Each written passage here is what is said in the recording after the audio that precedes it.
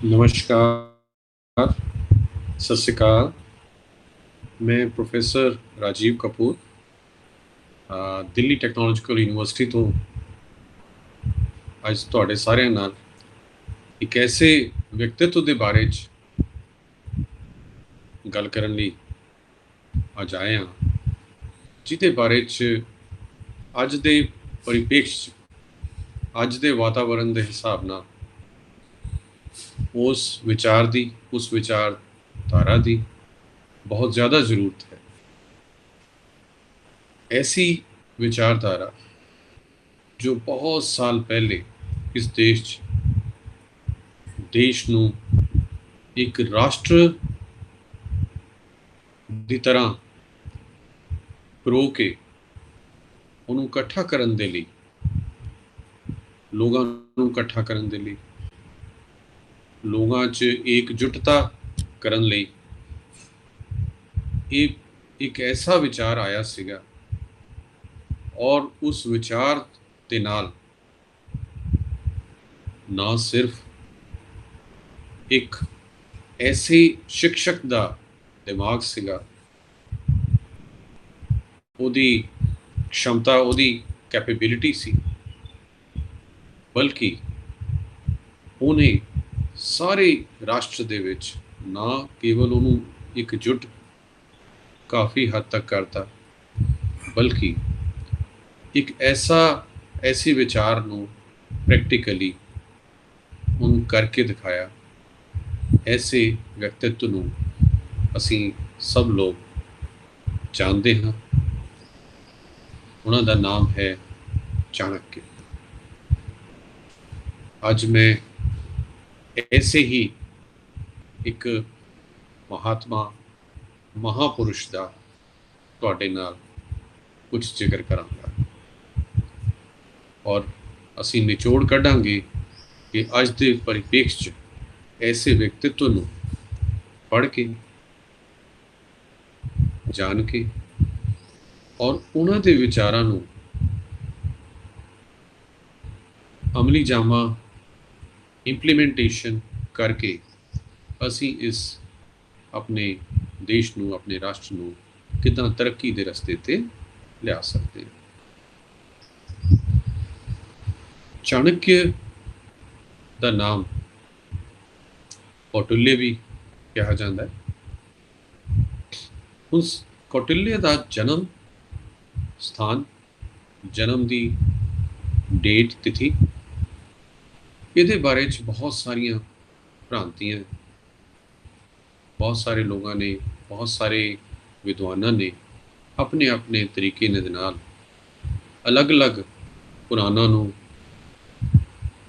ਉਹਨਾਂ ਦੇ ਗ੍ਰੰਥਾਂ ਨੂੰ ਪੜ੍ਹ ਕੇ ਤੇ ਉਹਦੇ ਨਿਚੋੜ ਦੇ ਹਿਸਾਬ ਨਾਲ ਅਲੱਗ-ਅਲੱਗ ਆਪਣੇ ਵਿਚਾਰ ਰੱਖੇ ਹੈ। ਔਰ ਉਹੀ ਵਿਚਾਰਾਂ ਨੂੰ ਮੈਂ ਅੱਜ ਤੁਹਾਨੂੰ ਥੋੜ੍ਹਾ ਸੰਖੇਪ 'ਚ ਤੁਹਾਡੇ ਸਾਹਮਣੇ ਰੱਖਦਾ। ਮੈਂ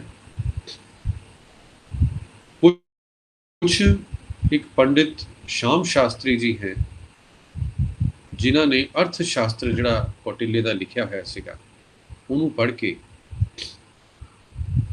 ਕੁਛ ਆਪਣੇ ਵਿਚਾਰ ਇੱਦਾਂ ਰੱਖੇ ਹੈ। ਤਾਨ ਦਾਨ ਕੌਟਿल्यो ਬ੍ਰਾਹਮਣਸ ਸਮੁद्धरिष्यति। ਔਰ ਇੱਦਾਂ ਹੀ ਕੌਟਿल्य ਨਾਮ ਦੇ ਲਈ ਉਹਨਾਂ ਨੇ ਕਿਹਾ ਅੱਗੇ ਜਾ ਕੇ ਕਿ ਪਹਿਲਾਂ ਹਰ ਬੰਦੇ ਦਾ ਇੱਕ ਗੋਤਰ ਦੇ ਹਿਸਾਬ ਨਾਲ ਵੀ ਨਾਮ ਰੱਖੇ ਜਾਂਦੇ ਸੀਗੇ ਤੇ ਕਿਹਾ ਜਾਂਦਾ ਹੈ ਕਿ ਵੀ ਕੌਟਿल्य ਜੀ ਦਾ ਜਿਹੜਾ ਗੋਤਰ ਹੈ ਉਹ ਕੁਟਲ ਗੋਤਰ, ਤੇ ਸ਼ਾਇਦ ਨਾਮ ਕੌਟਿल्य ਕੁਟਲ ਗੋਤਰ ਤੋਂ ਵੀ ਪੈ ਗਿਆ ਹੋਵੇ। ਜਨਮ ਸਥਾਨ ਦੇ ਬਾਰੇ 'ਚ ਵੀ ਅਲੱਗ-ਅਲੱਗ ਵਿਚਾਰ ਹੈ, ਪਰ ਕੁਛ ਨਾਮ ਜਿਹੜਾ ਹੈ, ਨਾਮ ਦੇ ਬਾਰੇ ਜਿਹੜਾ ਹੈ, ਮੈਂ ਉਹਨੂੰ ਪਹਿਲਾਂ ਪੂਰਾ ਕਰ ਲੈਂਦਾ। ਕੁਛ ਐਸੇ ਲੇਖਕ ਹੈ ਜਿਨ੍ਹਾਂ ਨੇ ਚੰਡੀਗੜ੍ਹ ਜਿਹੜਾ ਅੱਜਕੱਲ ਜਿਹੜਾ ਚੰਡੀਗੜ੍ਹ ਦੇ ਨਾਮ ਤੇ ਜਾਣਿਆ ਜਾਂਦਾ ਹੈ, ਉਹਦਾ ਪਹਿਲਾ ਨਾਮ ਚਣਕ ਸੀਗਾ। ਬਹੁਤ ਪੁਰਾਣਾ ਨਾਮ ਉਹਦਾ ਚਣਕ ਨਾਮ ਤੋਂ ਸੀਗਾ। ਔਰ ਉਹ ਕਹਿੰਦੇ ਹੈ ਕਿ ਵੀ ਉਹ ਉੱਥੇ ਪੈਦਾ ਹੋਏ ਸੀਗੇ, ਤੇ ਇਸ ਲਈ ਉਹਨਾਂ ਦਾ ਨਾਮ ਜਿਹੜਾ ਹੈ ਉਹ ਚਾਣक्य ਪੈ ਗਿਆ। ਹੁਣ ਇਹ ਵੀ ਬੜਾ ਮੀਨਸ ਮੁਸ਼ਕਿਲ ਇੱਕ ਸਮਝਣ ਦਾ ਇਸ਼ੂ ਹੈ, ਕਿਉਂਕਿ ਇਹ ਅਲੱਗ-ਅਲੱਗ ਤਰੀਕੇ ਦੇ ਨਾਲ ਲੋਕਾਂ ਨੇ ਉਹਨਾਂ ਨੂੰ ਆਪਣੀ ਆਪਣੀ ਜਗ੍ਹਾ ਤੱਕ ਕਿਹਾ। ਜਿੱਦਾਂ ਕਈ ਲੋਕਾਂ ਨੇ ਕਈ ਉਹਨਾਂ ਨੇ ਨਾਮ ਰੱਖੇ,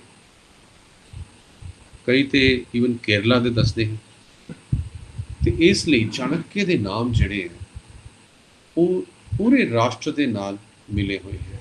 ਜੋ ਮੈਨੂੰ ਸਮਝ ਆਉਂਦਾ ਹੈ ਇਸ ਸਾਰਿਆਂ ਤੋਂ, ਉਹ ਤਾਂ ਠੀਕ ਹੈ ਕਿ ਨਾਮ ਚਾਹੇ ਕਿਸੇ ਜਗ੍ਹਾ ਦੇ ਨਾਲ ਵੀ ਜੁੜਿਆ ਹੋ ਸਕਦਾ ਹੈ, ਪਰ ਕਿਉਂਕਿ ਇੰਨੇ ਲੇਖਕਾਂ ਨੇ ਉਹਨਾਂ ਦਾ ਨਾਮ ਜੋੜਨ ਦੀ ਕੋਸ਼ਿਸ਼ ਕੀਤੀ ਪੂਰੇ ਰਾਸ਼ਟਰ ਤੋਂ, ਇਸ ਤੋਂ ਇਹ ਗੱਲ ਸਮਝ ਆਉਂਦੀ ਹੈ ਕਿ ਪੂਰੇ ਰਾਸ਼ਟਰ 'ਚ ਲੋਕ ਉਹਨਾਂ ਦਾ ਅਨੁਸਰਨ ਕਰਨਾ ਚਾਹੁੰਦੇ ਸੀਗੇ ਔਰ ਕਰਦੇ ਸੀਗੇ।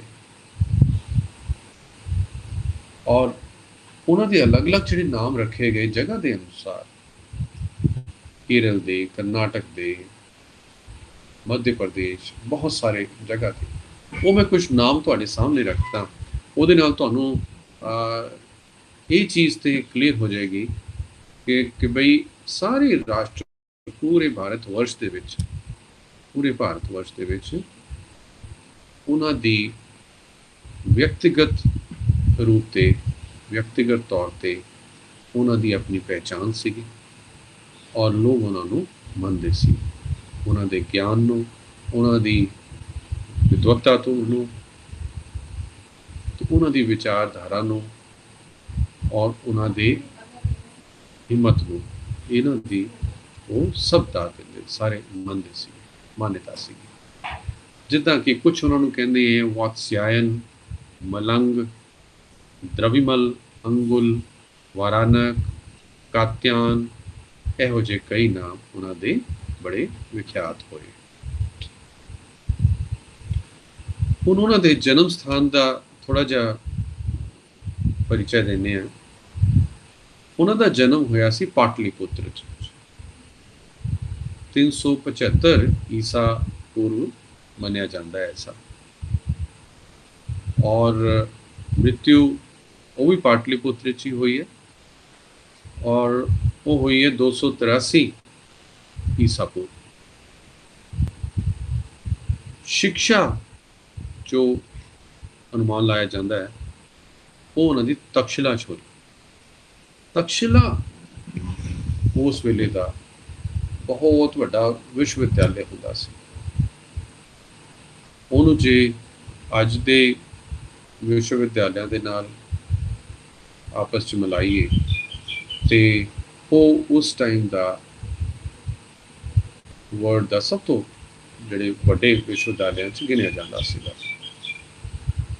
ਇਹੀ ਮਾਨਤਾ ਹੈ, ਔਰ ਐਸਾ ਅਸੀਂ ਇਸ ਲਈ ਵੀ ਕਹਿ ਸਕਦੇ ਹਾਂ ਕਿਉਂਕਿ ਤਕਸ਼ਿਲਾ ਦਾ ਇਹ ਤਾਂ ਸਾਨੂੰ ਸਭ ਨੂੰ ਪਤਾ ਹੈ ਕਿ ਉਸ ਤੋਂ ਬਾਅਦ ਮੌਰੀ ਵੰਸ਼ ਆਇਆ।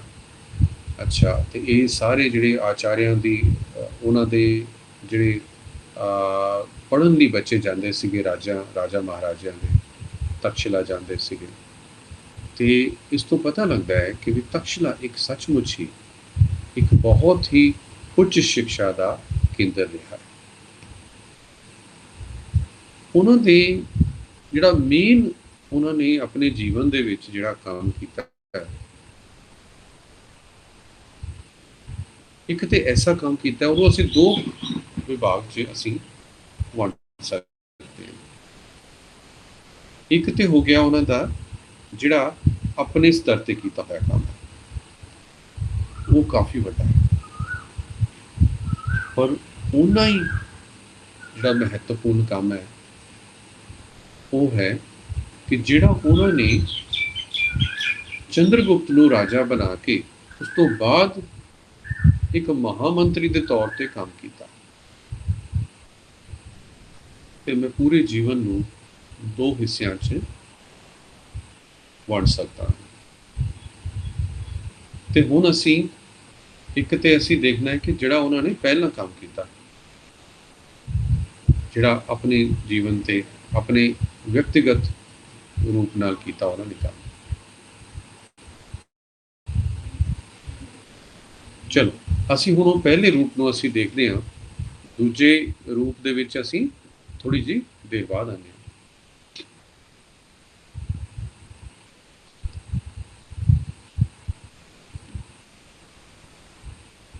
ਪਾਟਲੀਪੁੱਤਰ ਬਹੁਤ ਵੱਡੀ ਔਰ ਬੜੀ ਸਮਰਿੱਧ ਨਗਰੀ ਸੀਗੀ ਉਸ ਸਮੇਂ ਦੀ, ਔਰ ਉੱਥੇ ਨੰਦ ਵੰਸ਼ ਦੇ ਰਾਜਾ ਧਨਾਨੰਦ,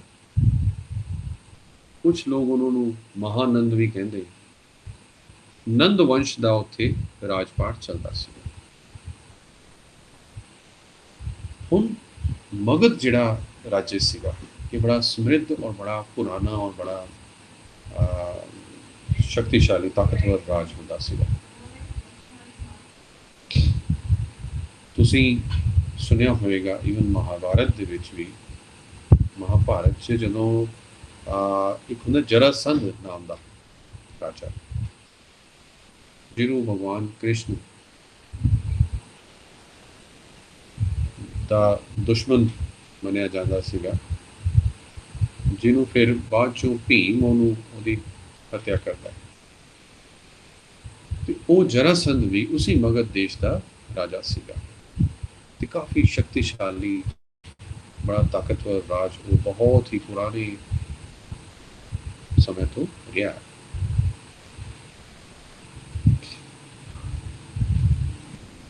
ਹੁਣ ਆਚਾर्य ਚਾਣक्य ਦਾ ਉਹਨਾਂ ਦਾ ਵਿਅਕਤੀਤਵ ਐਸਾ ਹੈ ਇਸ ਸਾਰੇ 'ਚ, ਉਹ ਕੀ ਕਰਦੇ ਹੈ ਕਿ ਸ਼ੁਰੂ ਦੇ ਵਿੱਚ ਹੁਣ ਕਿੱਥੋਂ ਉਹਨਾਂ ਦੀ ਇਹ ਸ਼ੁਰੂ ਕਿੱਥੋਂ ਹੋਈ ਹੈ, ਇਹ ਸਾਰੀ ਜਰਨੀ ਕਿੱਥੋਂ ਸ਼ੁਰੂ ਹੋਈ, ਜੇ ਉਹਦੇ ਬਾਰੇ 'ਚ ਅਸੀਂ ਥੋੜ੍ਹਾ ਜਿਹਾ ਅਸੀਂ ਉਹਨੂੰ ਧਿਆਨ ਨਾਲ ਸੁਣੀਏ ਤੇ ਬਹੁਤ ਹੀ ਇੰਟਰਸਟਿੰਗ ਲੱਗਦੀ ਹੈ।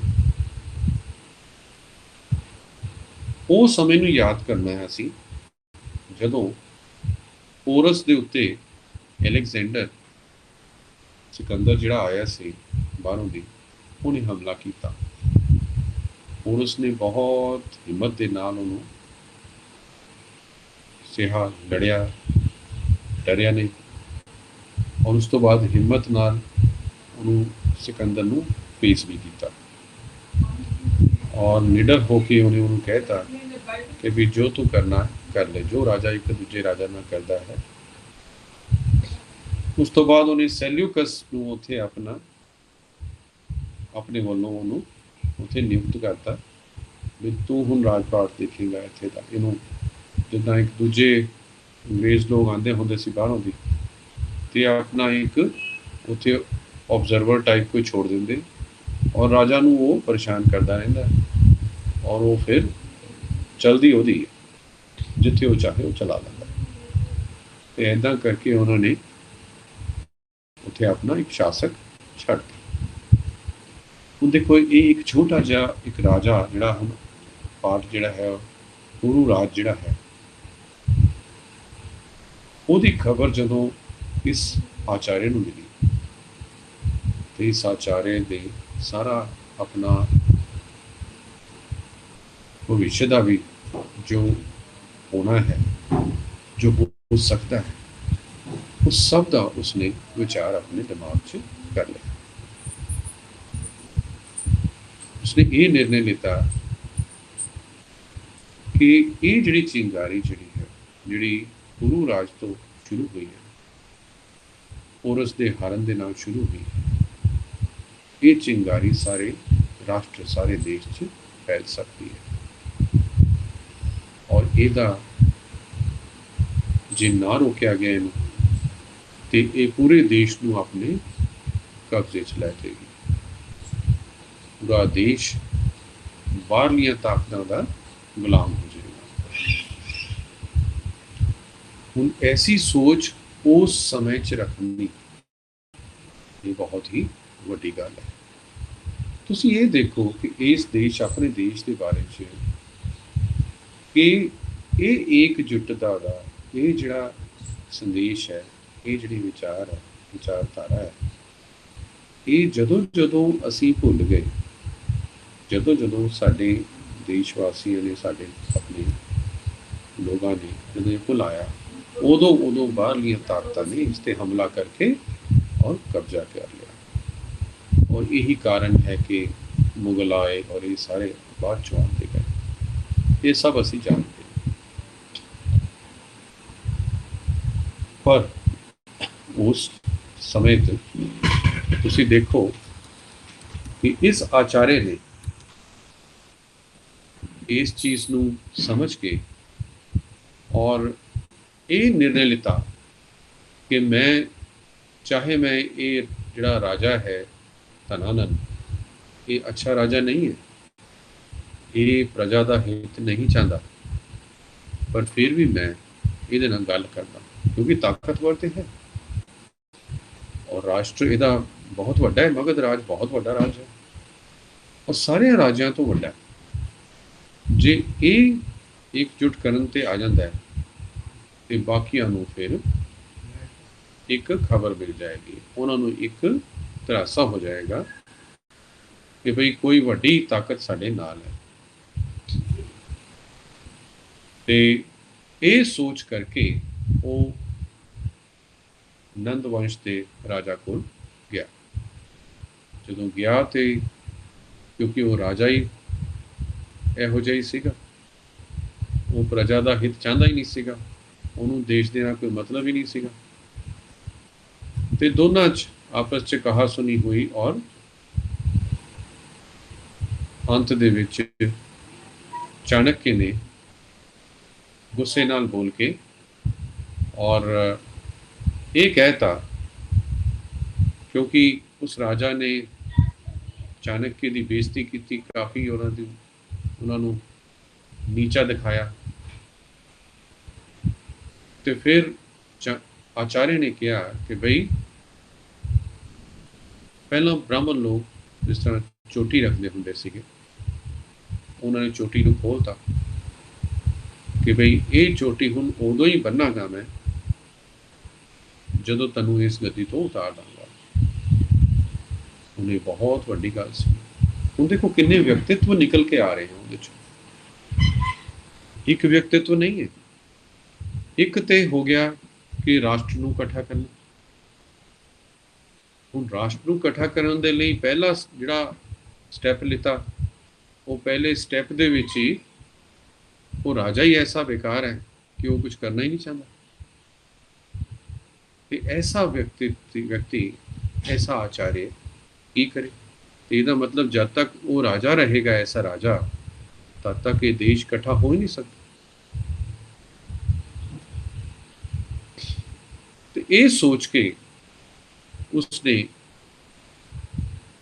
ये प्रतिज्ञा ली कि भाई मैं हुण इस राजा नूं हटाना है, क्योंकि जब तक ये रहेगा मगध राज जिहड़ा है वो एक कदे इकट्ठा नहीं होने देगा। इस राष्ट्र में भारत वर्ष हमेशा वंडिया ही रहेगा।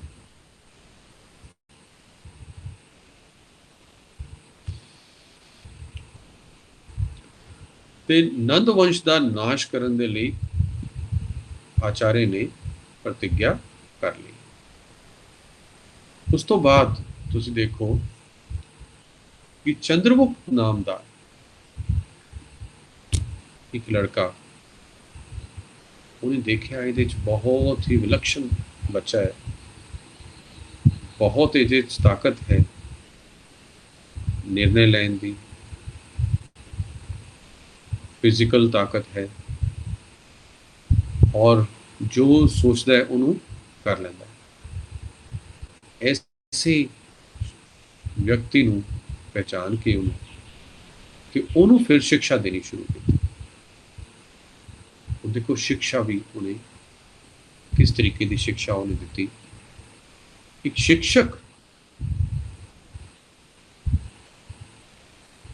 एक पढ़ने वाले विद्यार्थी नूं इस तरीके नाल शिक्षा दे रहा है कि वो इस देश का राजा बन सके। और ऐसा नहीं कि वो किसी राजे का बच्चा है तो ਉਹਦੇ ਲਈ राजा बनना बहुत आसान है, बल्कि बहुत ही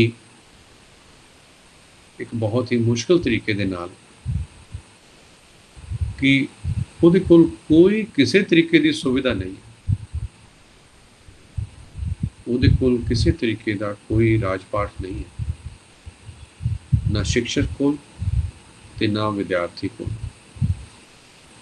और फिर ਉਹਨੇ ਉਸਨੂੰ ਇੰਨਾ ਉੱਚਾ ਬਣਾਉਣਾ ਹੈ। ਤੇ ਸਾਨੂੰ मैं जो ਇੱਥੇ ਦੱਸਣਾ ਚਾਹੁੰਦਾ कि एक ऐसे व्यक्तित्व, अलग अलग व्यक्तित्व ਜਿਹੜੇ हैं वो चाणक्य ਦੇ उभर के आए और ਕਿਸੇ ਦੀ ਵੀ ਜੀਵਨੀ ਤੋਂ ਸਾਨੂੰ ਇਹੀ ਸਿੱਖਣ ਨੂੰ ਮਿਲਦਾ ਹੈ कि ਉਹਨੇ ਆਪਣੇ ਵਿਅਕਤਿਤਵ ਦੇ ਤੌਰ ਤੇ ਹਰ ਜਗ੍ਹਾ ਦੀ ਜਿਹੜੀਆਂ ਸਮੱਸਿਆਵਾਂ ਸੀਗੀਆਂ ਉਹਨਾਂ ਨੂੰ ਕਿੱਦਾਂ ਹੈਂਡਲ ਕੀਤਾ। ਜਦੋਂ ਰਾਮਾਇਣ ਪੜ੍ਹੀ ਦੀ ਹੈ, ਜਦੋਂ ਮਹਾਭਾਰਤ ਪੜ੍ਹੀ ਦੀ ਹੈ, ਉਹਦੇ ਚੋਂ ਵੀ ਅਸੀਂ ਇੱਕ ਚਰਿੱਤਰ ਨੂੰ, ਈਸ਼ਵਰ ਦੇ ਚਰਿੱਤਰ ਤੋਂ ਅਸੀਂ ਸਿੱਖਦੇ ਹਾਂ। ਉਸੇ ਤਰੀਕੇ ਨਾਲ ਰਾਸ਼ਟਰਵਾਦ, ਇਕਜੁੱਟਤਾ, ਧਰਮ ਪਰਾਇਣਤਾ, ਇਹ ਸਾਰੀਆਂ ਅਸੀਂ ਔਰ ਸਾਹਸ, ਰਾਜਨੀਤਿਕ ਗਿਆਨ, ਇਹ ਅਸੀਂ ਆਚਾर्य ਚਾਣक्य ਤੋਂ ਸਿੱਖ ਸਕਦੇ ਹਾਂ। ਇਹੀ ਮੇਰਾ ਅੱਜ ਦੇ ਦਿਨ ਦਾ ਨਿਚੋੜ ਰਹੇਗਾ। ਮੈਂ ਦੱਸ ਰਿਹਾ ਸੀ ਤੁਹਾਨੂੰ ਕਿ ਨੰਦ ਵੰਸ਼ ਦਾ ਅੰਤ ਕਰਨ ਦੇ ਲਈ ਆਚਾर्य ਚਾਣक्य ਨੇ ਪੂਰੀ ਰਾਜਨੀਤੀ ਦੇ ਨਾਲ ਉਹਨਾਂ ਦੇ ਮਹਾਮੰਤਰੀ, ਮਹਾਮਾਤਯ, ਉਹਨਾਂ ਨੂੰ, ਕਿਉਂਕਿ ਮਹਾਮਾਤਯ ਨੰਦ ਵੰਸ਼ ਦਾ ਮੇਨ ਜਿਹੜਾ ਮਹਾਮੰਤਰੀ ਸੀਗਾ ਉਹਦਾ ਹੀ ਦਿਮਾਗ ਚੱਲਦਾ ਸੀਗਾ, ਤੇ ਜੇ ਮਹਾਮੰਤਰੀ ਹੀ ਕਿਸੇ ਤਰੀਕੇ ਨਾਲ ਉਹਨੂੰ ਖਤਮ ਕੀਤਾ ਜਾਏ ਜਾਂ ਉਹਨੂੰ ਉਹਦੇ ਆਪਣੇ ਜਿਹੜੀਆਂ ਕੰਮਾਂ ਦੇ ਵਿੱਚ ਫੇਲ ਕਰਤਾ ਜਾਏ ਜੋ ਉਹਦੀਆਂ ਰਿਸਪੌਂਸਿਬਿਲਿਟੀ ਹੈ, ਤੇ ਇਹ ਪੱਕੀ ਗੱਲ ਹੈ ਕਿ ਉਹ ਰਾਜਾ ਵੀ ਫੇਲ ਹੋ ਜਾਏਗਾ, ਰਾਜਾ ਨੂੰ ਹਟਾਉਣਾ ਆਸਾਨ ਹੋ ਜਾਏਗਾ। ਤੇ ਚਾਹੇ ਵਿਸ਼ਵ ਕੰਨਿਆ ਨੂੰ ਭੇਜਣ ਦਾ ਕਥਾ ਹੋਏ ਜਾਂ ਫਿਰ ਉਹਨਾਂ ਦੇ ਗੁੱਟਾਂ ਨੂੰ ਤੋੜਨ ਦੀ ਸਮੱਸਿਆ ਹੋਏ, ਉਹਦੀ ਕਹਾਣੀ ਹੋਏ, ਇਹਦੇ ਤੋਂ ਇਹੀ ਪਤਾ ਲੱਗਦਾ ਹੈ ਕਿ ਚਾਣक्य ਨੇ ਆਪਣੀ ਨੀਤੀ ਦੇ ਜ਼ੋਰ ਤੇ ਮਹਾਮੰਤਰੀ ਦੀਆਂ ਜਿੰਨੀਆਂ ਵੀ ਚਾਲਾਂ ਸੀ, ਉਹਨਾਂ ਦੇ ਜਿੰਨੇ ਵੀ ਤਰੀਕੇ ਸੀਗੇ, ਉਹਨਾਂ ਨੂੰ ਖਤਮ ਕਰਤਾ। ਇਸ ਦਾ ਮਤਲਬ ਇਹ ਹੈ ਕਿ ਅਗਰ ਇੱਕ ਵਿਅਕਤੀ अपना दिमाग लगाए तो कोई भी मुश्किल तो मुश्किल चीज़ जिहड़ी है, कोई भी कठिन तो कठिन कोई समस्या होए उन्होंने हल कर सकता है।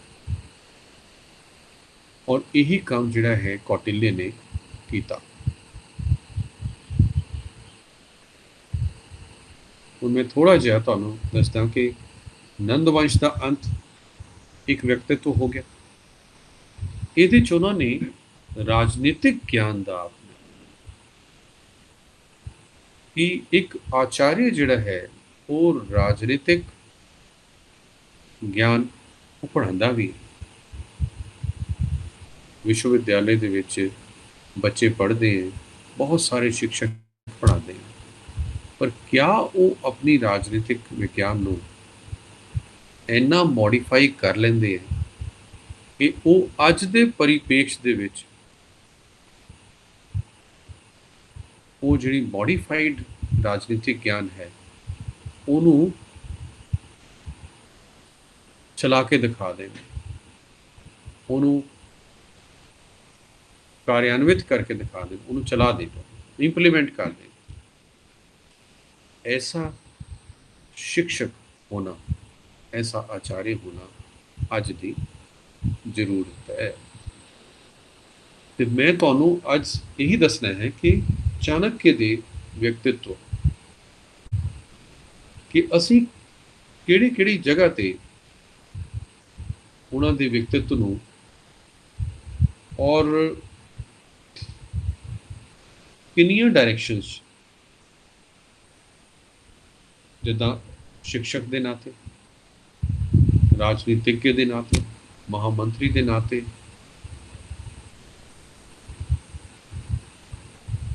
या फिर किसी काम नू कार्यान्वित नीचले स्तर ते लैके आने के नाते, ये सब दे विच ये सारियां प्रतिभा उस आचार्य दे विच सीगी।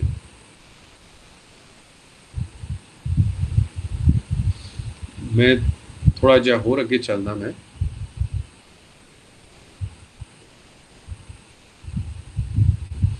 कि राजनीति च प्रवेश जदों वो करना सीगा, ਉਹਦਾ कारण कौन बनिया? सिकंदर। जे सिकंदर ना आंदा ते आचार्य ने कदे राजनीतिज्ञ नहीं बनना सीगा। ਇਹਦਾ मतलब ये हो गया कि शिक्षक का काम की है, शिक्षक नूं अपने देश दियां जो समस्याएं हैं, वो समस्या नूं लैके अपने उद्देश्य नूं निर्धारित करना है और ਉਹਨੂੰ समय के हिसाब नाल, जिद्दां समय चेंज होंदा रहिंदा है, ਉਹਦੇ हिसाब नाल वो अपने उद्देश्य भी चेंज करता रहे और ਉਹਨੂੰ समय के हिसाब नाल ढालदा रहे। ये एक वड्डी गल है जिहड़ी सब नूं साडे याद रखनी है, सानूं सिੱਖਣ ਨੂੰ मिलती है।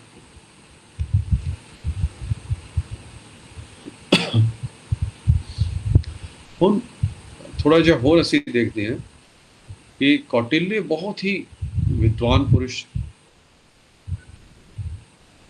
सारे आचार्यों दे विच उन्हां दी बहुत ही रिस्पैक्ट सीगी, पर अपना जीवन बड़ा सादगी वाला रखा हुआ सी। उन्होंने हमेशा कहा कि जीवन सादा होना चाहिए और विचार ऊंचे होने चाहिए। तुसी देखोगे कि साडे गुरुआं ने, ईश्वर सब ने यही चीज़ कही है। उन्होंने कोई कदे अपना विचार हमेशा ऊंचे रखे। अगर भगवान राम है, वो राजा होके भी जंगलों च रहे और पसंद नाल कोई ऐसा दुखी होके नहीं रहे कदे भी, चाहे उन्होंने रोकया भी जा रहा सी बाद चो, लेकिन फिर भी वो गए, दुख नूं अपनाया। गुरुआं ने हमेशा ही दुख नूं अपनाया, दुख नूं आप दुख लैके दूजियां लई आसानी करती।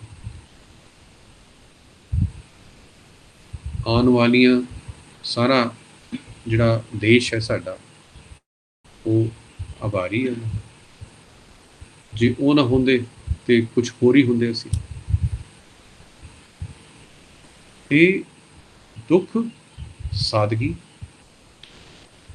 ये एक बहुत महान आत्मा का यही परिचय का सब तो मेन हिस्सा है। यही पता लगता है कि कोई भी महात्मा, महाआत्मा उदों बनता है जदों कि वो दुख नूं अपने जीवन का हिस्सा बना लेता है, उसनूं लैके भी वो हमेशा खुश रहता है और दूजियां दा भला सोचता है। होर चीज़ सानू कौटिल्य दी तो सीखण नूं मिलदी है।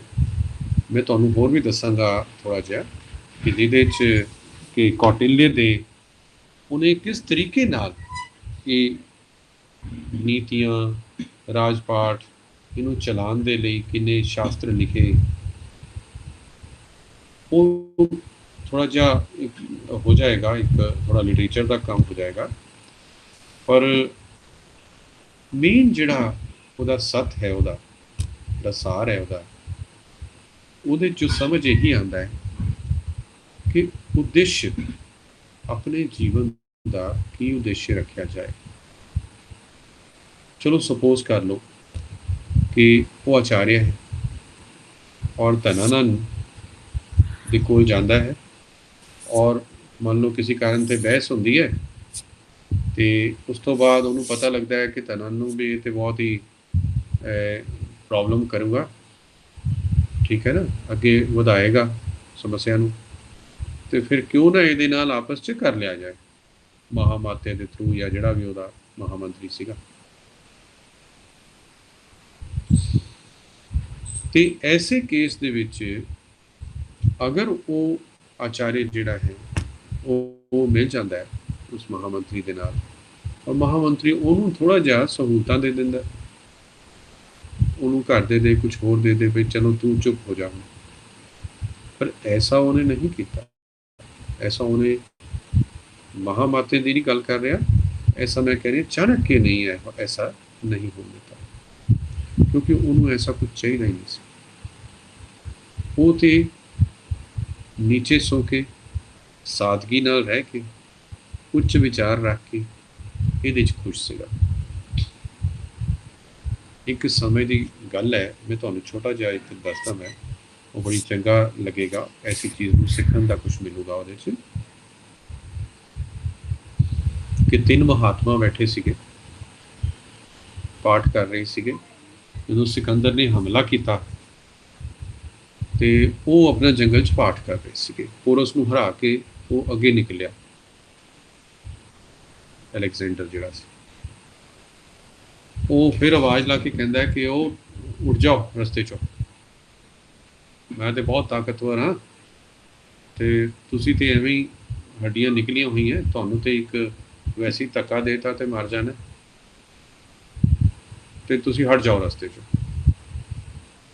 वो महात्मा कहते भी असी तो रब के ध्यान च बैठे हैं, तो असी तो हट नहीं सकते, असी तो जदों साडा पाठ पूरा होगा उदों ही हटांगे असी।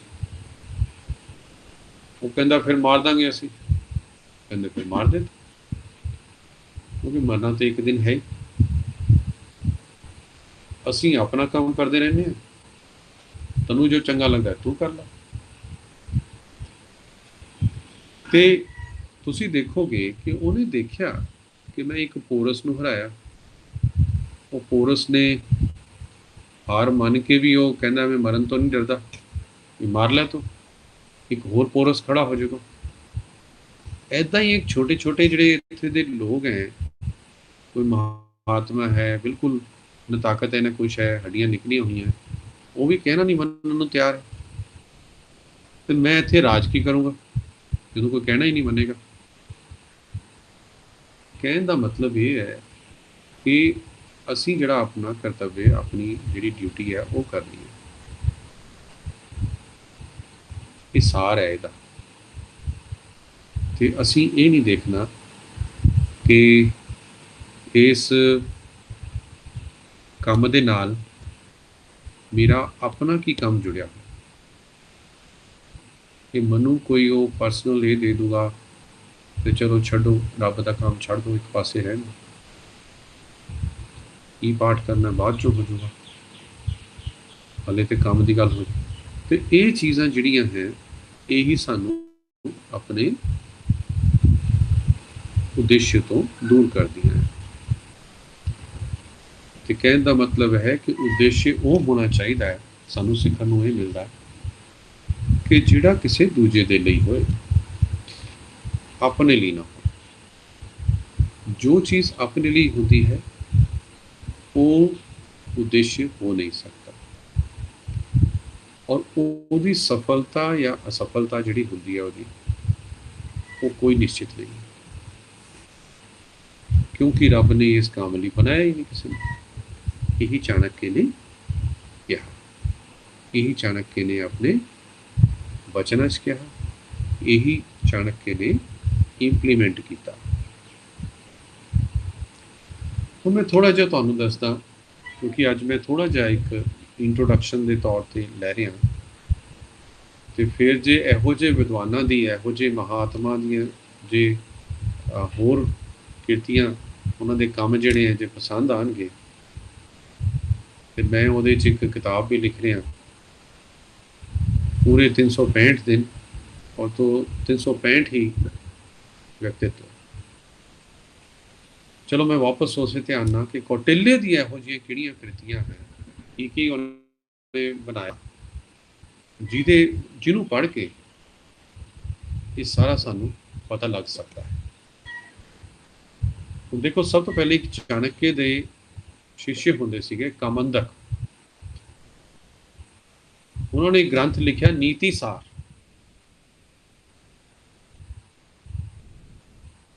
चाणक्य का एक नाम विष्णुगुप्त भी सीगा, और उन्होंने एक अपना एक शास्त्र लिखा सीगा अर्थशास्त्र।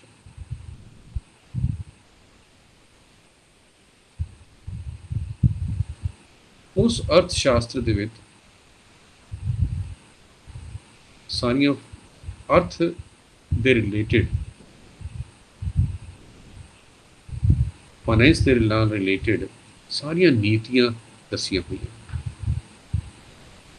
और चाणक्य कोई बहुत पुराना तो है नहीं, वो नीतियां अगर पढ़िया जान तो अज भी उन्नियां ही संगत हैं जिन्नियां वो पहले सी। उन्हें वो सारिया चीज़ों को दिमाग च रख के ऐसिया नीतियां बनाइया कि जड़ियाँ सानू अज भी उन्नियां ही उन्ना ही लाभ दे सकती। चाणक्य ने एक होर ग्रंथ लिखा सीगा, वो ज्योतिष के बारे सीगा, उसका नाम से विष्णुगुप्त सिद्धांत। देखो, ये चीज़ किसी को नहीं पता होगी। इसका मतलब ये है कि चाणक्य सिर्फ एक तरीके की शिक्षा या एक तरीके दे नाल नहीं सीगा जुड़िया होया। अगर वो वेदा नाल जुड़िया सीगा तो वो ज्योतिष के नाल भी जुड़िया सीगा। ज्योतिष शास्त्र के नाम से भी विष्णुगुप्त सिद्धांत के नाम से उन्हें ज्योतिष ग्रंथ लिखा। फिर वो एक वैद्य भी बहुत अच्छा सी,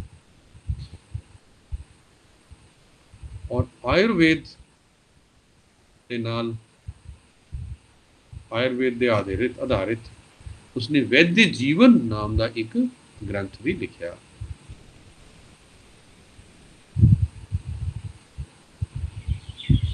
हुण कुछ होर नाम दसदा मैं तुहानूं, जिस तरह कुछ लोग उन्होंने कहते सी न्याय, भाष्यकार, वात्स्यायन,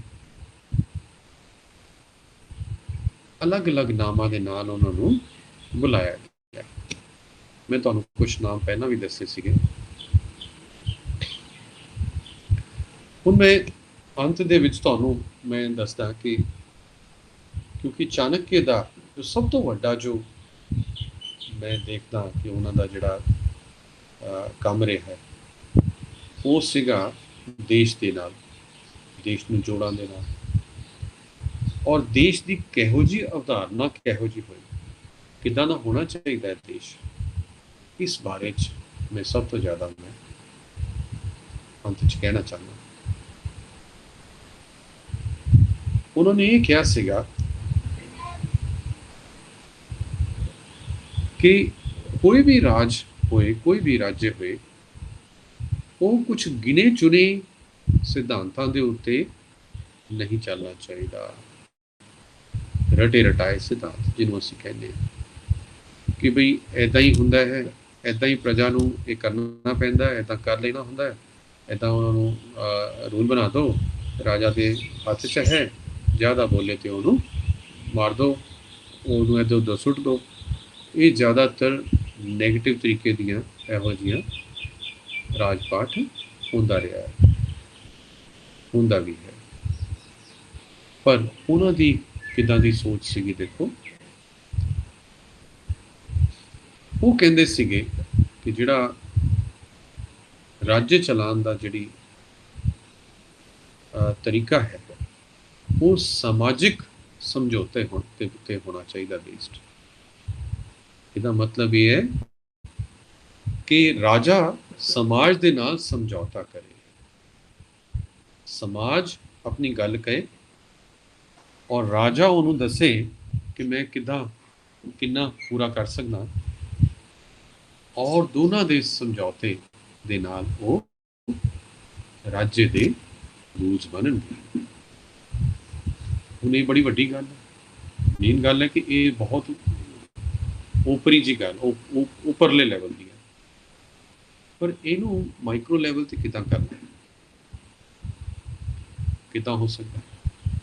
फिर उन्होंने दस्या कि मेरे राज्य दे विच जिहड़ा मेरी राज्य की अवधारणा है किदां दा होना चाहिए है, ਉਹਦੇ 'ਚ ਰਾਜਾ ਤੇ ਇੱਕ ਹੋਏਗਾ ਹੀ ਹੋਏਗਾ ਜਿਹਨੂੰ ਸਵਾਮੀ ਕਹਿੰਦੇ ਸੀਗੇ ਉਹਨਾਂ ਦੇ ਮਗਧ ਦੇ ਵਿੱਚ। ਉਹ ਸ਼ੀਰਸ਼ ਸਭ ਤੋਂ ਵੱਡਾ ਉੱਪਰ ਹੋਏਗਾ, ਸ਼ਿਰੋਮਣੀ, ਔਰ ਉਹਦੀਆਂ ਕੀ ਹੋਣੀਆਂ ਚਾਹੀਦੀਆਂ, ਉਹਦੇ ਗੁਣ ਕੀ ਹੋਣੇ ਚਾਹੀਦੇ। ਉਹ ਕੁਲੀਨ ਹੋਣਾ ਚਾਹੀਦਾ ਸੀ, ਬੁੱਧੀਮਾਨ ਹੋਏ, ਸਾਹਸੀ ਹੋਏ, ਸਾਹਸ ਹੋਏ, धैर्य होए, संयम होए, दूरदर्शी होए और युद्ध दे विच निपुण होए, योद्धा हो। फिर उन्होंने क्या होर की चाहिए, एक मंत्री होंदा, उन्होंने उत्थे मगध दे विच अमाते कहंदे सी। उन्होंने उन्होंने कहा वो किसी भी राज दियां अखां दे बराबर है, आइज, अखां सब देख सकदी हैं की हो रहा है, गलत की हो रहा है, ठीक की हो रहा है, लोग की कहते हैं, ये सब अखां देखती हैं। तो राज दी अखां कौन होंदा है, वो मंत्री होंदा है। मंत्री जे सब नहीं देखेगा तो वो राज ठीक नहीं चलेगा।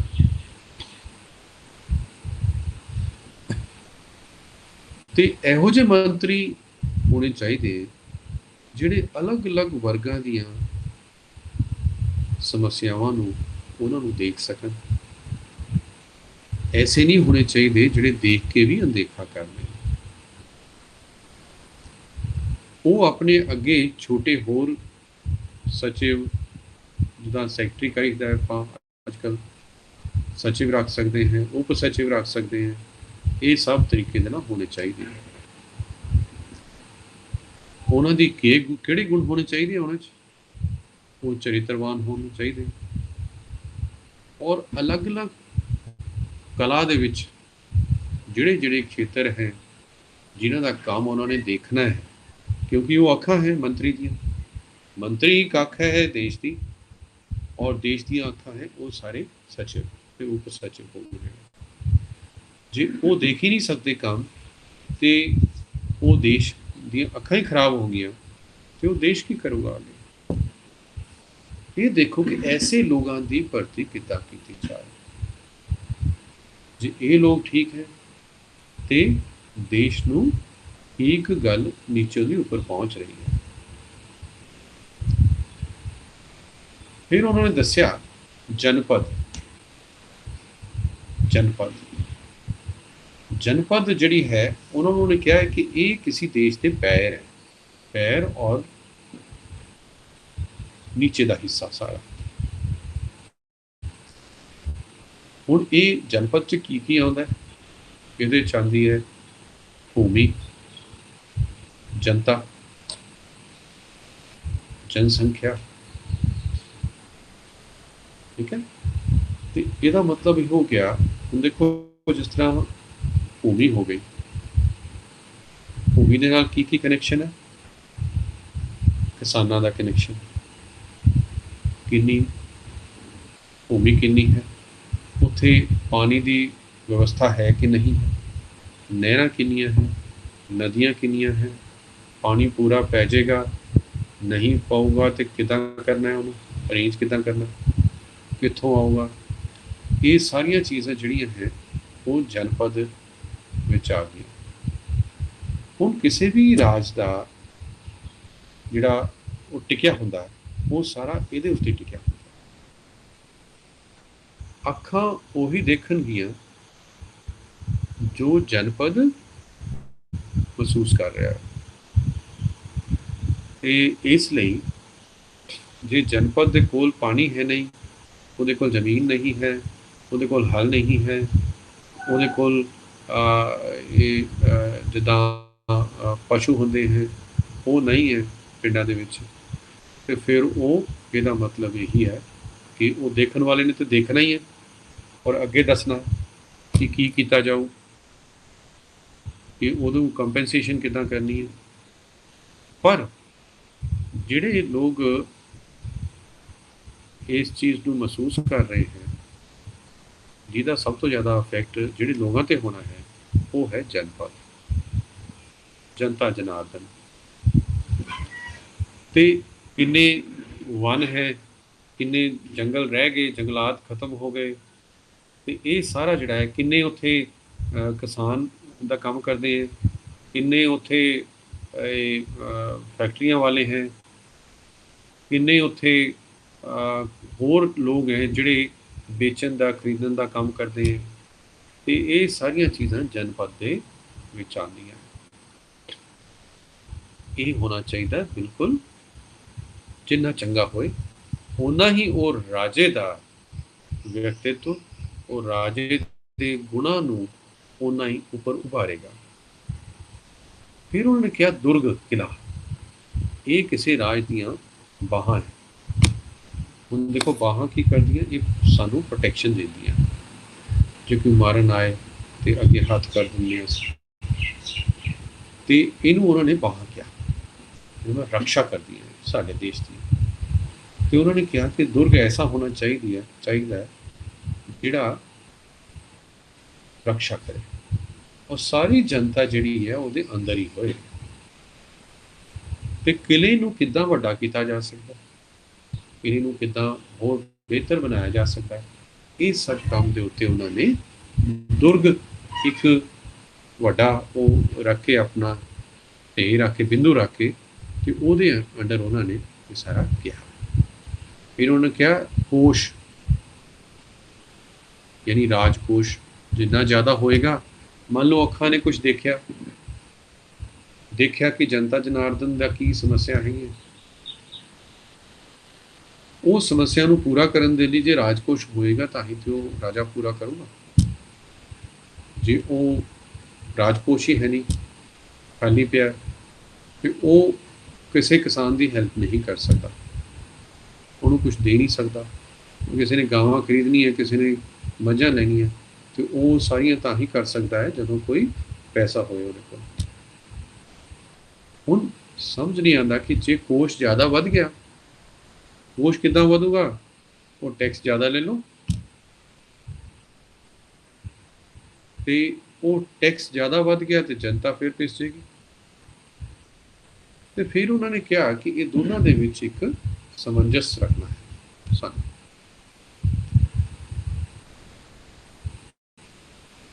ਤੇ ਕੋਸ਼ ਤੇ ਵੱਡਾ ਹੋਣਾ ਹੀ ਚਾਹੀਦਾ, ਲੇਕਿਨ ਜਿੰਨਾ ਸਾਡਾ ਧਰਮ ਦੇ ਉੱਤੇ ਆਧਾਰਿਤ ਹੈ। ਜਿੱਦਾਂ ਅਸੀਂ ਕਹੀਦਾ ਹੈ ਕਿ ਵੀ 10ਵਾਂ ਹਿੱਸਾ ਆਪਣੀ ਇਨਕਮ ਦਾ ਉਹ ਸਾਨੂੰ ਦਾਨ ਕਰਨਾ ਚਾਹੀਦਾ, ਤੇ ਵੀ 10ਵਾਂ ਹਿੱਸਾ ਜੋ ਇਨਕਮ ਦਾ ਹੋਏ ਉਹ ਰਾਜਾ ਨੂੰ ਦੇ ਦਿਓ, ਸਰਕਾਰ ਨੂੰ ਦੇ ਦਿਓ, ਵੀ ਤੂੰ ਹੁਣ ਖਰਚ ਕਰ ਲਾਏ। ਤੇ ਇਹਦਾ ਮਤਲਬ ਜਿਹੜਾ ਰਾਜਾ ਨੂੰ ਧਨ ਮਿਲਿਆ ਉਹ ਦਾਨ ਦੇ ਤੌਰ ਤੇ ਮਿਲਿਆ, ਤੇ ਰਾਜਾ ਕੀ ਦੇਗਾ ਉਹਦੇ ਬਦਲੇ 'ਚ ਉਹ ਆਪਣੇ ਲੋਕਾਂ ਦੀ ਰੱਖਿਆ ਕਰੇਗਾ। ਉਹਨਾਂ ਨੂੰ ਜਿਹਨੂੰ ਜ਼ਰੂਰਤ ਪਏਗੀ, ਬਾੜ ਆ ਗਈ, ਸੁੱਕਾ ਹੋ ਗਿਆ, ਤੇ ਉਹ ਫਿਰ ਉਹਦੇ ਬਦਲੇ 'ਚ ਉਹਨਾਂ ਨੂੰ ਕੰਪਨਸੇਸ਼ਨ ਕਰੋ। ਇਹ ਉਹਦਾ ਕਰਤੱਵ ਹੋ ਗਿਆ। ਇੱਕ ਉਹਨੇ ਪੁਆਇੰਟ ਬਿੰਦੂ ਰੱਖਿਆ ਦੰਡ, ਬਲ, ਡੰਡਾ, ਸੈਨਾ। ਇਹਨੂੰ ਉਹਨੇ ਕਿਹਾ ਕਿ ਇਹ ਕਿਸੇ ਵੀ ਰਾਜ ਦਾ ਇਹ ਸਿਰ ਹੈ, ਮਸਤਿਸ਼ਕ।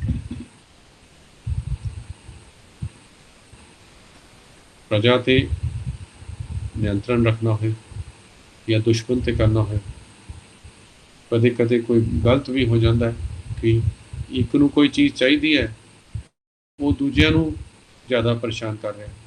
वो कहता चलो एक एजीटेशन कढ़ लो, वो शोर ज़्यादा पा रहा है, ਉਹਦੇ ਨਾਲ ਕਿਸੇ ਦੀ ਪੜ੍ਹਾਈ ਨੁਕਸਾਨ ਹੋ ਰਹੀ ਹੈ, ਕਿਸੇ ਦਾ ਹੋਰ ਖਰਾਬ ਹੋ ਰਿਹਾ ਕੁਛ, ਜਾਂ ਕਿਸੇ ਨੇ ਪੱਥਰ ਮਾਰ ਕੇ ਕਿਸੇ ਹੋਰ ਦਾ ਘਰ ਤੋੜਤੇ। ਤੇ ਇਹ ਸਭ ਜਿਹੜੇ ਪ੍ਰਜਾ ਤੋਂ ਹੀ ਲੋਕ ਹੁੰਦੇ हैं, पर ਉਹ ਦੇਸ਼ ਦੇ ਲਈ ठीक काम नहीं करते। ਤੇ ऐसे लोग जो हैं वो प्रजा ਦੇ ਵਿੱਚ ਬੈਠੇ ਹੋਏ ਉਹ ਦੇਸ਼ ਦੇ ਥੋੜੇ ਛੋਟੇ ਲੈਵਲ ਦੇ ਸ਼ਤਰੂ ਦੇ ਸਮਾਨ ਹੋ ਜਾਂਦੇ हैं। ਤੇ ਫਿਰ ਅਸੀਂ ਕੀ ਕਰਨਾ ਹੈ? ਫਿਰ ਅਸੀਂ ਦੰਡ, ਬਲ, ਤਾਕਤ ਯੂਜ਼ ਕਰੋ, ਡੰਡਾ ਯੂਜ਼ ਕਰੋ, ਸੈਨਾ ਯੂਜ਼ ਕਰੋ ਤੇ ਉਹਨਾਂ ਨੂੰ ਠੀਕ ਰਸਤਾ ਦਿਖਾਓ। ਤੇ ਲਾਸਟ ਪੁਆਇੰਟ ਜਿਹੜਾ ਬਿੰਦੂ ਦੱਸਿਆ ਉਹਨਾਂ ਨੇ ਉਹ ਸੀਗਾ ਮਿੱਤਰ। ਉਹ ਕਹਿੰਦਾ ਜਿਹੜਾ ਬੰਦੇ ਦੇ ਜਿਹੜੇ ਕੰਨ ਹੈ, ਈਅਰਸ ਹੈ, ਉਹ ਮਿੱਤਰ ਹੈ, ਉਹ ਦੋਸਤ ਹੈ। ਸੁਣੋ ਕੀ ਤੁਸੀਂ, ਰਾਜਾ ਕੀ ਸੁਣੇਗੀ? ਰਾਜਾ ਤੇ ਜਿਹੜੇ ਮਿੱਤਰ ਹੈ ਉਹ ਐਦਾਂ ਹੀ ਨਹੀਂ ਹੋਣੇ ਚਾਹੀਦੇ, ਕੋਈ ਵੀ ਹੋ ਜਾਏ। ਤੇ ਜੇ ਐਦਾਂ ਹੀ ਹੋਣ ਲੱਗੇ ਫਿਰ ਕੋਈ ਝੂਠ ਹੀ ਬੋਲ ਦੇਗਾ ਤੇ ਜੋ ਰਾਜਾ ਸੁਣੂਗਾ ਉਹੀ ਅੱਗੇ ਉਹਦੇ ਹਿਸਾਬ ਨਾਲ ਉਹ ਕਰ ਦੇਗਾ ਇੰਪਲੀਮੈਂਟ। ਇਹਦਾ ਮਤਲਬ ਜੇ ਗਲਤ ਸੁਣੂਗਾ ਤਾਂ ਗਲਤ ਇੰਪਲੀਮੈਂਟ ਕਰ ਦੇਗਾ, ਠੀਕ ਸੁਣੂਗਾ ਤੇ ਠੀਕ ਕਰ ਦੂਗਾ। ਤੇ ਪਰ ਉਹਦੇ ਨਾਲ ਤੇ ਰਾਜਪਾਟ ਠੀਕ ਨਹੀਂ ਚੱਲਦਾ, ਅੱਜ ਨਹੀਂ ਤੇ ਕੱਲ ਡੁੱਬੇਗਾ ਉਹ। ਤੇ ਫਿਰ ਰਾਜਾ ਦਾ ਮਿੱਤਰ ਕੌਣ ਹੋਇਆ? ਉਹਦੇ ਕੰਨ ਹੋ ਗਏ, ਉਹਦੇ ਮਿੱਤਰ। ਹੁਣ ਚਾਹੇ ਸ਼ਾਂਤੀ ਹੋਏ ਚਾਹੇ ਯੁੱਧ ਹੋ ਰਿਹਾ ਹੋਵੇ, ਦੋਨਾਂ 'ਚ ਹੀ ਸਾਨੂੰ ਜਿਹੜੇ ਸਾਡੇ ਦੋਸਤ ਹੈ ਉਹ ਸਾਡੇ ਸਹਾਇਕ ਹੁੰਦੇ ਹਨ। ਤੇ ਇਹ 7 ਬਿੰਦੂ ਕੌਟਿल्य ਨੇ, ਚਾਣक्य ਨੇ ਸਾਨੂੰ ਦੱਸੇ। ਹੁਣ ਤੁਸੀਂ ਦੇਖੋ, ਹੁਣ ਮੈਂ ਸਾਰਿਆਂ ਨੂੰ ਇਕੱਠਾ ਥੋੜ੍ਹਾ ਜਿਹਾ ਕਰਦਾ ਨਿਚੋੜ ਕਰਕੇ, ਤੇ ਇਹਨੂੰ ਬਹੁਤ ਜ਼ਿਆਦਾ ਲੰਬਾ ਨਹੀਂ ਕਰਦੇ ਅਸੀਂ। ਫਿਰ ਅਸੀਂ ਹੌਲੀ ਹੌਲੀ ਅਸੀਂ ਇੱਕ ਐਸੇ ਮਹਾਨ ਵਿਅਕਤੀਆਂ ਦੇ ਬਾਰੇ 'ਚ ਪੜ੍ਹ ਕੇ ਅਸੀਂ ਉਹਨਾਂ ਤੋਂ ਸਿੱਖਣ ਦੀ ਕੋਸ਼ਿਸ਼ ਕਰਾਂਗੇ। ਔਰ ਜਦੋਂ ਮੇਰੀ ਕਿਤਾਬ ਲਿਖੀ ਜਾਏਗੀ ਤਾਂ ਉਹ ਵੀ ਮੈਂ ਸਾਰਿਆਂ ਨੂੰ ਦਵਾਂਗਾ ਮੈਂ। ਤੇ ਮੈਂ ਤੁਹਾਨੂੰ ਫਿਰ ਵਾਪਸ ਉਸੇ ਮੋੜ 'ਤੇ ਲੈ ਜਾਂਦਾ, ਸ਼ੁਰੂ ਦੇ ਮੋੜ 'ਤੇ। ਤੇ ਸ਼ੁਰੂ ਕੀਤਾ ਸੀ ਅਸੀਂ ਕਿ ਚਾਣक्य ਵਿਅਕਤੀਗਤ ਤੌਰ 'ਤੇ ਇੱਕ ਬਹੁਤ ਉੱਤਮ शिक्षक ਜੋ ਕਿ ਧਰਮ ਨੂੰ ਸਰਵੋਪਰੀ ਰੱਖਦੇ, ਨਿਡਰ शिक्षक, निडर व्यक्तित्व, साहसी, साहस वाला, धैर्यवान। क्योंकि एक राजा ਨੂੰ ਹਟਾਉਣ ਦੇ ਲਈ ਕਈ ਸਾਲ ਲੱਗੇ ਹੋਣੇ। ਇੰਨੇ ਸਾਲ ਤੱਕ ਉਹਨਾਂ ਨੇ ਵੇਟ ਕਰਕੇ ਔਰ ਪਲਾਨ ਕਰਕੇ ਇੱਕ ਰਾਜਾ ਨੂੰ ਹਟਾਇਆ। ਕਿਆ ਸਾਡੇ 'ਚ ਧੈर्य ਹੈ? ਨਹੀਂ ਹੁੰਦਾ ਸਾਡਾ। ਅਸੀਂ ਆਪਣਾ ਉਦੇਸ਼ ਕੋਈ ਵੀ ਹੋਏ, ਮੰਨ ਲਓ ਕੋਈ ਐਸੀ ਚੀਜ਼ ਬਣਾਉਣੀ ਹੈ, ਕਿਸੇ ਕਲੋਨੀ 'ਚੋਂ ਗੰਦਗੀ ਹਟਾਉਣੀ ਹੈ, ਉੱਥੇ ਨਾਲੀਆਂ ਖ਼ਤਮ ਕਰਨੀਆਂ, ਸਾਡੇ 'ਚ ਐਸਾ ਧੈर्य नहीं है। एक बारी कहता वो आ गई म्यूनसिपल कारपोरेशन, तो ठीक है, नहीं आई तो चल ठीक है भी नहीं होंदा इत्थे काम। ते इहदा मतलब ये है किसी उद्देश्य ਨੂੰ ਪੂਰਾ ਕਰਨ ਦੇ ਲਈ ਧੈर्य ਵੀ ਓਨਾ ਹੀ ਵੱਡਾ, ਉਹਦਾ ਵੀ ਓਨਾ ਹੀ ਵੱਡਾ ਰੋਲ ਹੈ। ਤੇ ਉਹ ਧੈर्यवान ਸੀਗੇ ਬਹੁਤ ਜ਼ਿਆਦਾ, ਨੀਤੀਵਾਨ। ਕਿਸੇ ਵੀ ਚੀਜ਼ ਨੂੰ ਕਰਨਾ ਹੈ ਉਹਨੂੰ ਅੱਜ ਦੇ ਪਰਿਪੇਕਸ਼ ਦੇ ਵਿੱਚ ਨਵੀਂ ਨੀਤੀ ਘੜਨੀ ਪੈਣੀ ਹੈ।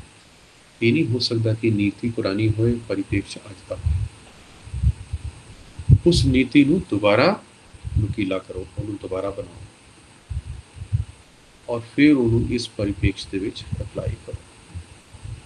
ਫਿਰ ਦੇਖੋ ਉਹ ਨੀਤੀ ਜਿਹੜੀ ਹੈ ਉਹ ਬਹੁਤ ਤੇਜ਼ ਚੱਲੇਗੀ, ਉਹ ਸਿੱਧੀ ਨੀਚੇ ਤੱਕ ਪਹੁੰਚੇਗੀ। और लोगों की सहायक होगी। फिर उन्होंने तो की सीखने को मिलता है? उन्होंने तो मिलता है कि उन्होंने महामंत्री जो बने तो लालच नहीं आया। ये नहीं कि जो असी बहुत मेहनत कर ली फिर असी कुछ बन गए, फिर उस तो बाद असी जो काम करिए तो हम सोचिए कि हम तो असी कर लिया बहुत ज़्यादा, ਹੁਣ ਅਸੀਂ वापस ਜਿਹੜਾ है ਜਿਹੜੇ ਸਾਡਾ अपना ਗਿਆਨ ਸੀਗਾ ਉਹਨੂੰ ਛੱਡ ਦਿੰਦੇ ਹਾਂ ਕਿਤੇ ਤੇ ਉਹਦਾ ਫਾਇਦਾ ਲੈਂਦੇ ਹਾਂ, ਅਸੀਂ ਆਰਾਮ ਕਰਦੇ ਹਾਂ। ऐसा कुछ नहीं किया। महामंत्री बन के भी लोगों के भले करने के लिए राजा नूं हमेशा ठीक गल दसी, लोगों के हित की गल दसी, वो चाहे कौड़ी हो चाहे मीठी हो, चंगी लगे ना लगे, साफ मूँह ते बोलता। और वो चंगी तरह इसलिए भी हो गया, नाल ये भी गल है कि उन्हां दा चंद्रगुप्त के उत्ते बहुत बड़ा अधिकार सीगा।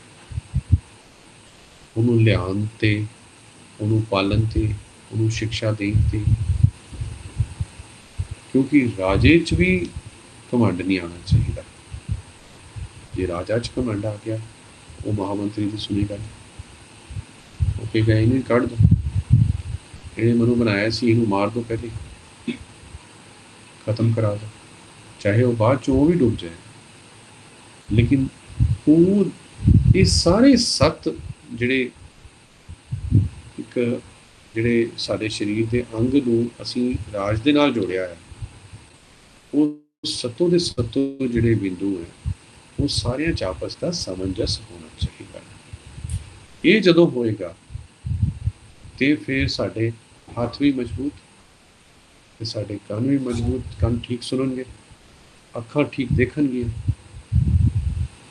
ते जे साडे राजा च गुण है वो गुणी है तो निर्णय वो ठीक लेगा। तो बहुत ही अच्छा उन्होंने बनाया होया ये नीतिगत एक ऐसा जन्म का एक उदाहरण है कि जिन्हों असी केवल एक ऐसे आचार्य को समझ के कि जिसने एक बस चंद्रगुप्त बनाता और खत्म हो गया बस, और वो तो मगध का सीगा, उन्होंने साढ़े नाल की लेना देना, ये सोच के असी जे कर दिए तो ये बहुत ही छोटी गल हुई।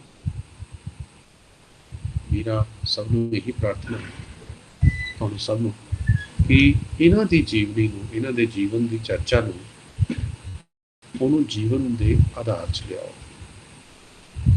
मेरी पक्की सोच है कि जिद्दां असी अपने ग्रंथ पढ़ के असी सीखते हैं और अच्छा आचरण करते हैं, इन्हां दा जीवन का जिहड़ा चरित्र है उन्होंने पढ़ के भी असी अज दे परिपेक्ष दे विच बहुत ही एक उत्तम एक मानव बन सकते हैं, कोई बहुत ही उच्चे मनुष्य बन सकते हैं। ऐसी मेरी सोच है, ऐसी मेरी पक्की सोच है। और कोशिश करके मैं ये सारिया इन्हां दे गुणां नूं मैं कोशिश यही करदा रहूँगा कि ये बच्चों दे विच, ये वड्डियां दे विच, शिक्षकां दे विच सारियां च ये गुणां दा प्रसार होए। ते तुहाडा सब दा बहुत बहुत धन्यवाद। और अज पहला ये प्रसारण है तो मैं चाहांगा कि तुहाडे फीडबैक के हिसाब नाल मैं अगे भी इहो जिहे तुहानूं अलग अलग व्यक्तित्व के बारे तुहानूं मैं दसदा रहां और तुहाडे नाल मिलदा रहां। बहुत बहुत नमस्कार, सत श्री अकाल।